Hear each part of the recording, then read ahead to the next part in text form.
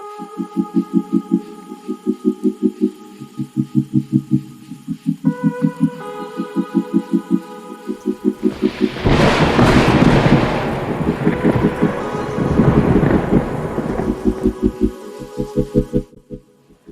back. I'm so happy to have you back here at 340 Caribbean Culture. And as you know, if you're seeing me, that means we baking, baby. So today I have an order for a Buccaneers cake. The Tampa Bay Buccaneers, the NFL team. So it's not for them, but just that theme. So you're gonna get a nice taste of varying things. This one we're gonna do some printouts from our edible cake images, and but first we have to bake that cake. So this one is gonna be a vanilla bean cake, and I absolutely love it because while it's simple, the vanilla bean is so delicious. So here we go. And you guys know, as usual, we start out with creaming our butter, eggs, and sugar together. So we've already got 3/4 cup of butter in there, and we're gonna go with 4 eggs.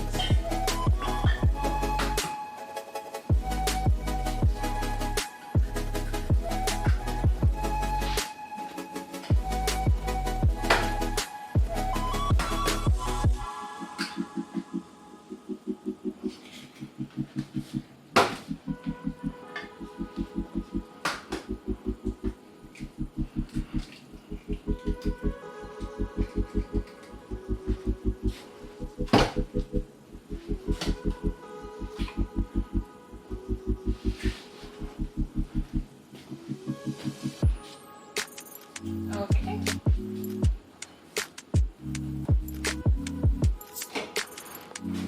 And we're gonna go with a cup of sugar. This is a half cup. This is a half cup.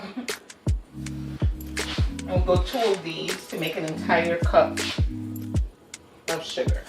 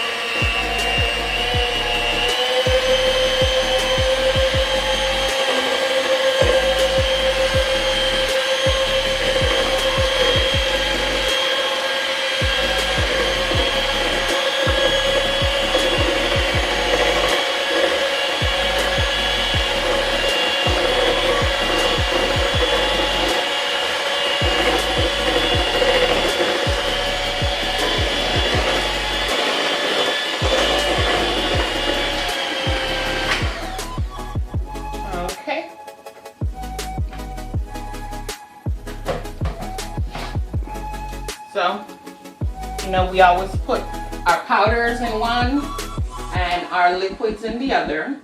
What I'm looking for here, we have 4 cups of cake powder, cake flour. No, you can definitely use all-purpose flour, but I like it with a cake flour. It gives us a different vibe. So we have here like a teaspoon of salt, half a teaspoon, sorry, of salt.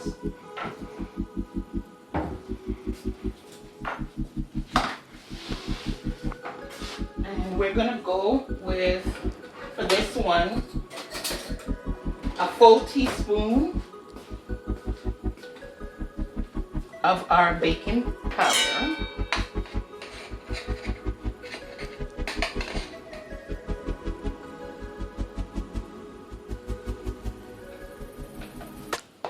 And I like to give it like about a minute or 2 for our creamed butter, eggs, and sugar to just kind of settle. And I always tell you guys, butter is for flavor, oil is for moisture. So Though we have some butter there already, I like to add this butter flavor.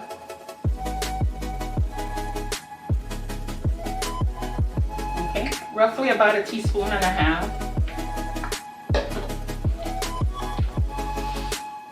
Vanilla essence. Okay, about 1 teaspoon. Okay, my almond emulsion.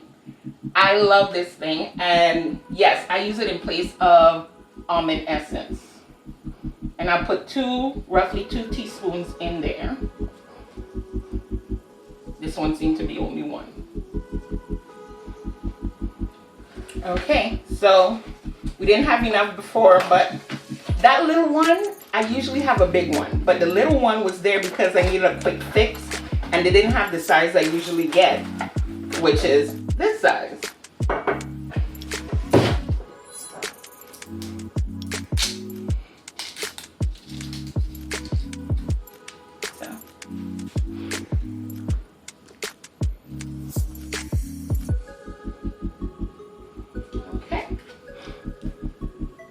And we're going to mix that together because the next thing that we're going to add is vanilla beans.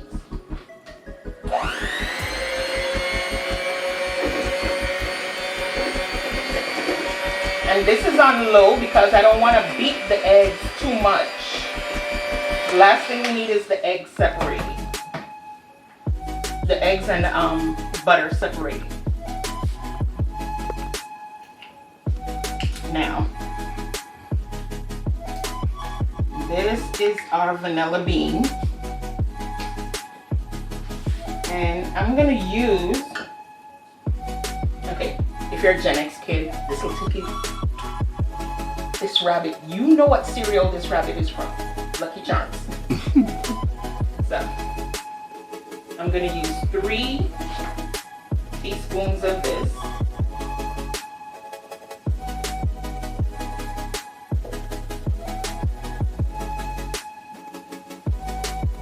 Okay, yes, you can see the little, I'm going to bring it closer to you. You can see the little beans, vanilla beans in there. Yeah.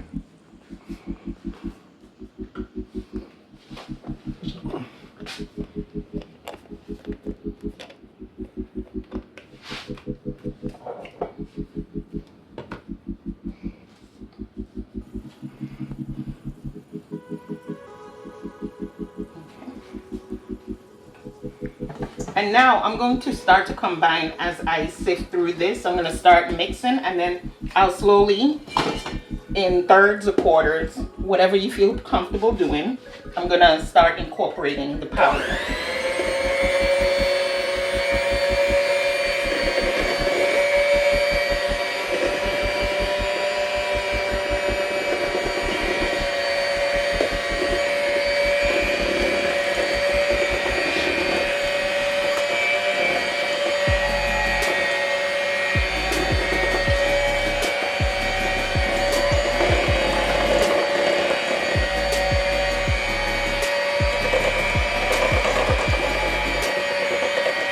And this is expected to thicken up.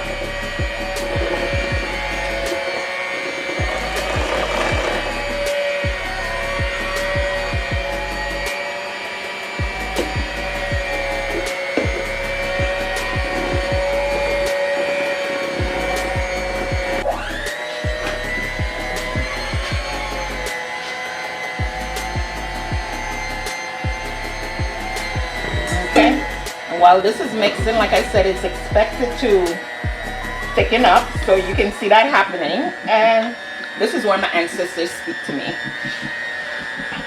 I'm going to pour this milk until it's a consistency that is thinner than my other batters, but thicker than water or juice. And it's going to take, I'm thinking, roughly like 1.5 cups of milk. I like to use the whole milk.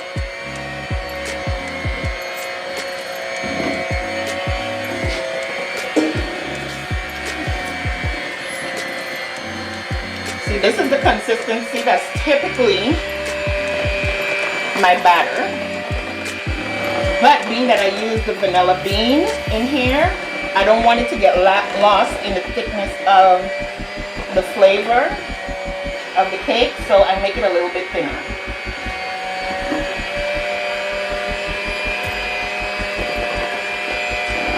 Much like I do a typical chocolate cake, chocolate is so drying, so we make that thinner so that it'll have more moisture to absorb without it going dry.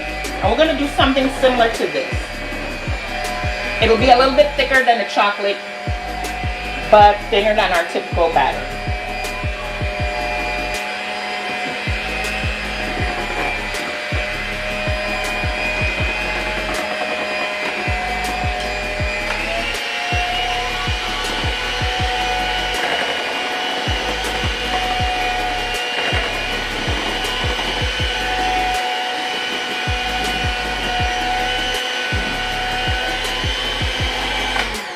If you look closely in here, you can see in the batter the vanilla beans.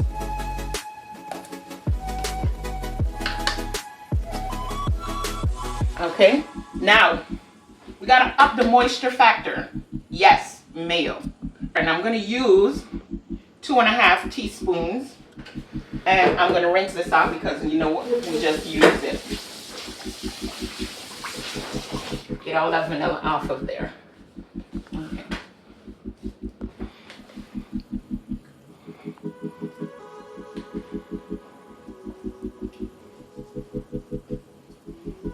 Okay. And the very last thing that we add is a Southern secret, okay?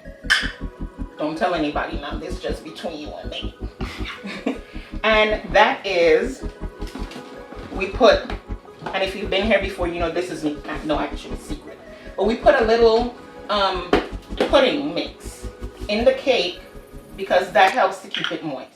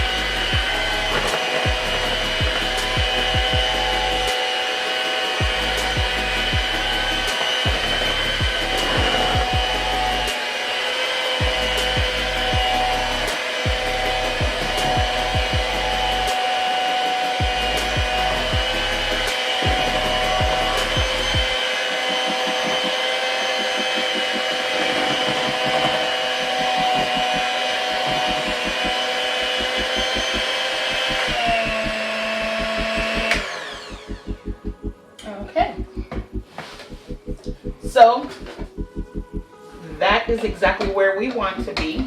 But I can't give it to somebody to eat if I don't know what it tastes like. So let's make sure that there's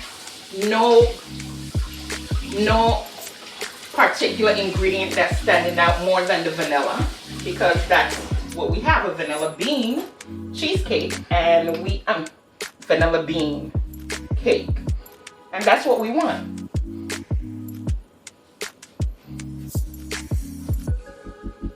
Oh yes. Oh, it tastes like vanilla bean ice cream. Oh, maybe we should change it to that, right? We want a vanilla ice cream cake. Okay, so I've cleared away everything so that, because we're getting to good stuff now. So I put my oven to preheat at 320. And I know, yes, I can safely bake it at 350, 375. But have you ever baked a cake and wonder why you get that dome top? And the reason is because heat hasn't evenly distributed among the cake. So parts of the cake are cooking at different temperatures. Hence why sometimes you take out a cake and when it should be done and you find that it's sticky in certain places and cooked fine in other places. So I like a slow cook. That allows the heat to evenly distribute and you don't have as much of a dome top. There's also, for the people who are baking, there's also sleeves that you can put around the pan that'll help evenly distribute the heat. So we don't need that. We just patience. So let me grab my brush. So we talked about butter for flavor and oil for moisture, and we failed to put the oil in. And while typically the best time is to put it in while everything is mixing, we are not going to leave it out. We're going to go ahead and put it in and mix for a little bit. And this is roughly a half cup of oil.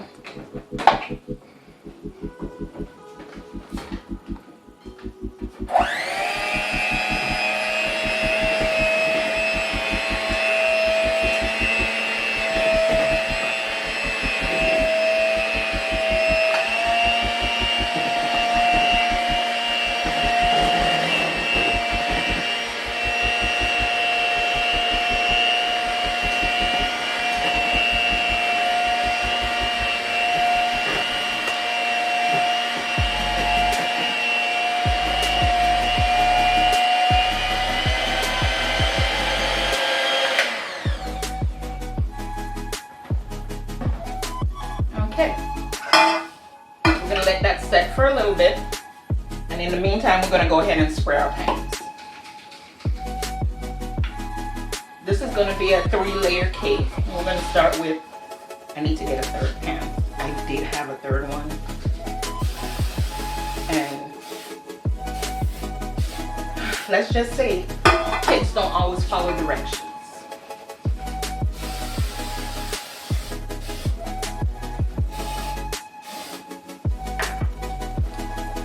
And we're going to make sure where the side and the bottom of the pan connects has, that's our first safety place, is to make sure that that has enough of this pan,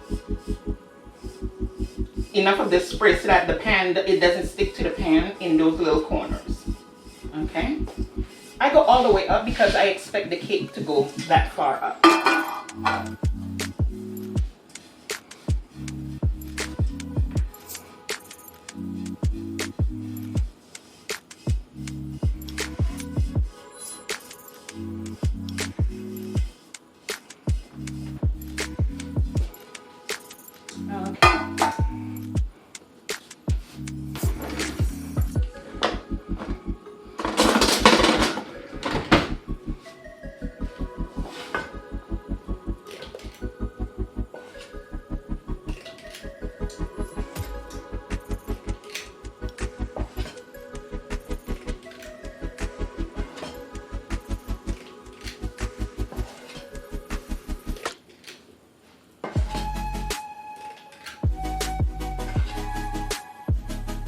Okay, make sure I have 8 scoops in here. I'm gonna let this sit for a while so that it can all spread out, and then we're gonna tap it a little bit, give it a little assistance, making sure all air bubbles are out and that it lays down fine.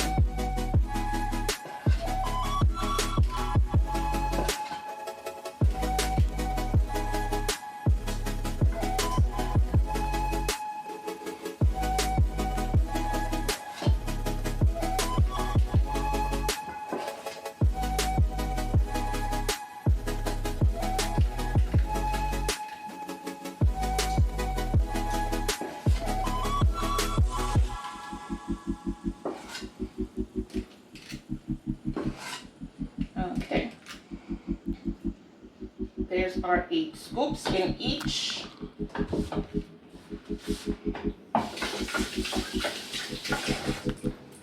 I know that it's gonna have a few of you in the comment going, she tried raw cake batter, there's raw eggs in there. Yes, and our eggs were properly refrigerated. And if you eat a rare steak, don't say nothing to me about eating this little taste of the batter. Okay. Our timer just went off telling us that the preheat is fine, is complete. And now we can put these on here. I prefer to put them on the bottom shelf. It's a little bit closer to the heat, and that just helps with even distribution, like I said.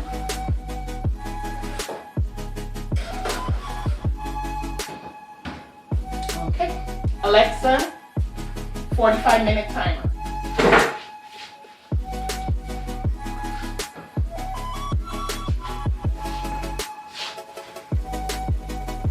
So, look at this. You don't have that arch because we cooked it slowly. It was able to cook evenly.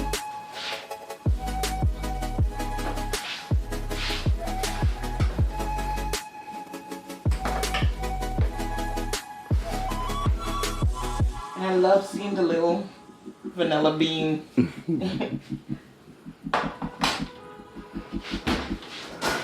Okay, so we're gonna let them cool for about 10 minutes. You don't want them cold. You want it just warm enough that it doesn't fall apart when you take them out of the pan, and they'll hold their shape. So give them about 10 minutes, let them cool down, and then we'll be back to start decorating.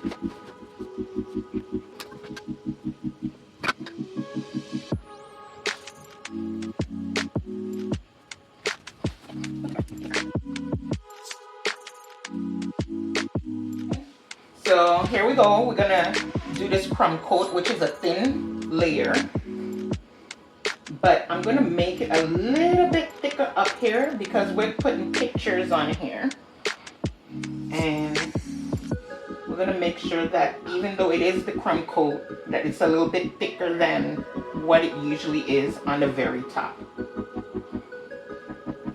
Now, while I say I want it thicker, I want it this thick.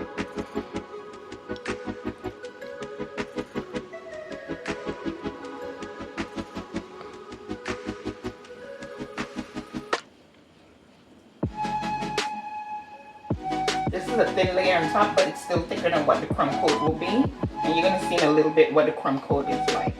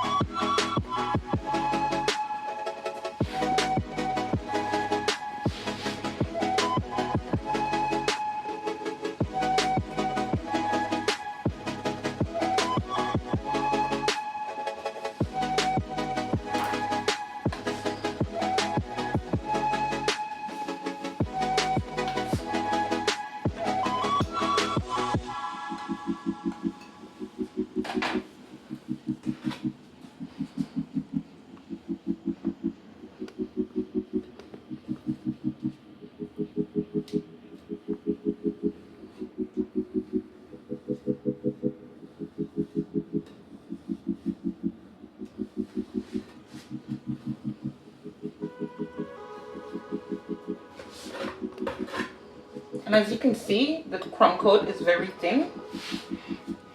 I always make it thicker where the layers connect.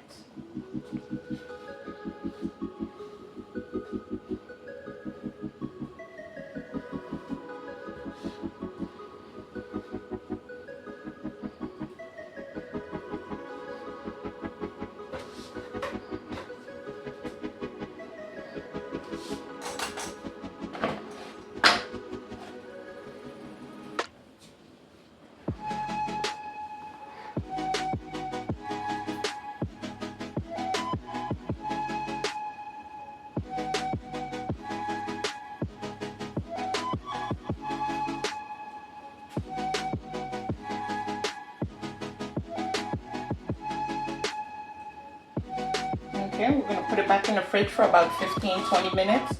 Let the crumb coat set, and then we're going to go to putting on a simple white coat.